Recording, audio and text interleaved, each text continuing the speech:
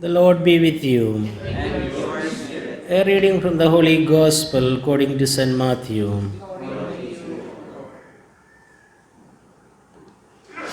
Jesus said to his disciples, "If your virtue goes no deeper than that of the scribes and Pharisees, you will never get into the kingdom of heaven.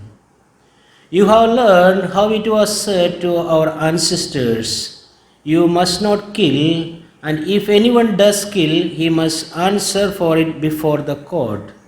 But I say this to you, anyone who is angry with his brother or sister will answer for it before the court. If a man calls his brother fool, he will answer for it before the Sanhedrin. And if a man calls him renegade, he will answer for it in hell of fire. So then, if you are bringing your offering to the altar, and there you remember that your brother has something against you, leave your offering there before the altar, go and be reconciled with your brother first, and then come back and present your offering. Come to terms with your opponent in good time while you are still on the way to the court with him, or he may hand you over to the judge and the judge to the officer, and you will be thrown into prison. I tell you solemnly, you will not get out till you have paid the last penny." The Gospel of the Lord. Praise you, Lord Jesus Christ.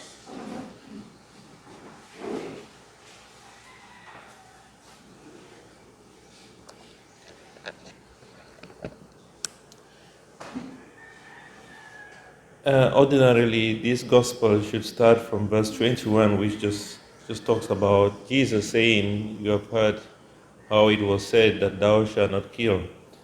But he starts from the previous story, and then he says, "If your righteousness does not go deeper than that of the scribes and Pharisees, it will be very difficult for you to enter the kingdom of heaven."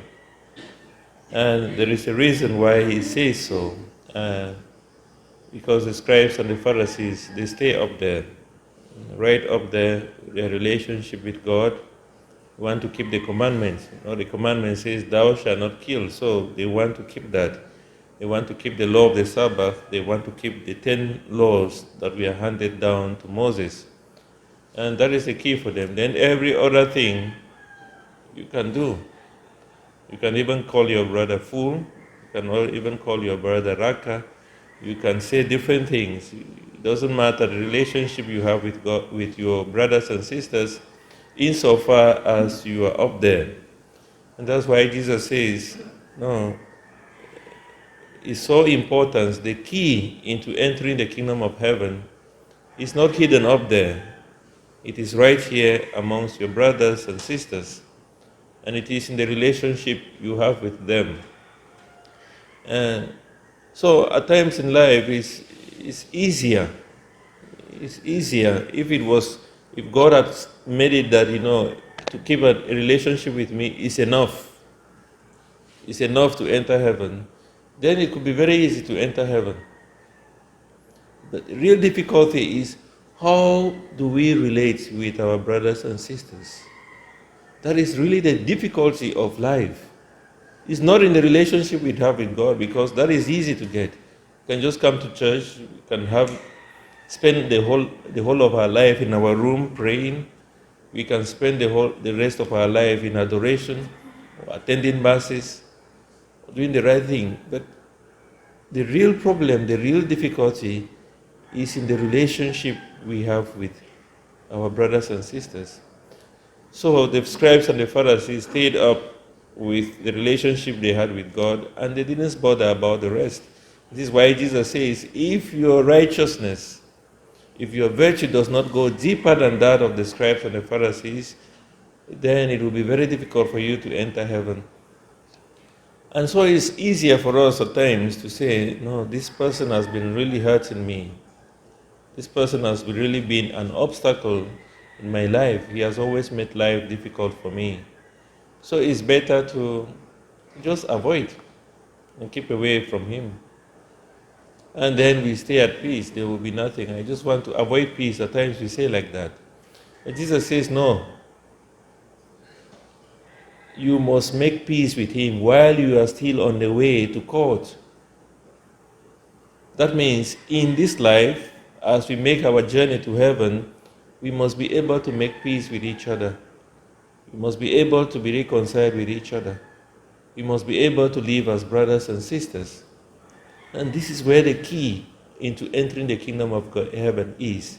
And he says, if you bring your gifts at the altar and you remember there is still something lacking in your relationship with your brother and your sister, it is better, instead of giving those offerings, offering your sacrifices to God, better go back, be reconciled with your brother and your sister, and then after, you can come to offer your gifts at the altar. Jesus explains to his disciples the importance of each other, the importance of our relationship with each other, the importance of brotherhood, of sisterhood. We cannot just lay it apart and say, no, we can just avoid each other, we can just keep away from each other so that we don't have issues. No. And at times, it is not even the people who hurt us, but we hurt people and also we avoid them. We say, no, I just keep away from him. And that is all because we are afraid to be humble, to go and say sorry. It's very difficult for us. And that's why I say the center, the key of our lives as Christians is not in a relationship with God, but in the relationship we have with one another. And so it's important for us to grow, not to... The first reading says, if you live from your righteousness and you begin to live like the wicked, then you will die in your sinfulness. What that means is that we must dare to be different. Because ordinary people, if we are not Christians, then we can just live whatever thing we want. But what makes us different from any ordinary person is that we seek that relationship even when it is difficult. That we can go against our own wills, go against what our body is saying, into entering into a good relationship with one another. That we can go against our pride and reach out to somebody and say, I know I've hurt you, I am so sorry. Very difficult to do. But this is what makes us different from the rest of the people, that we are ready to be reconciled with each other. My dear brothers and sisters, Jesus has reconciled us to God already through his death on the cross, which we celebrate during this period of Lent. It's left for us now to be reconciled with each other, because about the vertical reconciliation, Jesus has already done it for us, but we still need to be reconciled horizontally by reconciling with our brothers and sisters. And may God grant us the courage and the humility to be able to do so.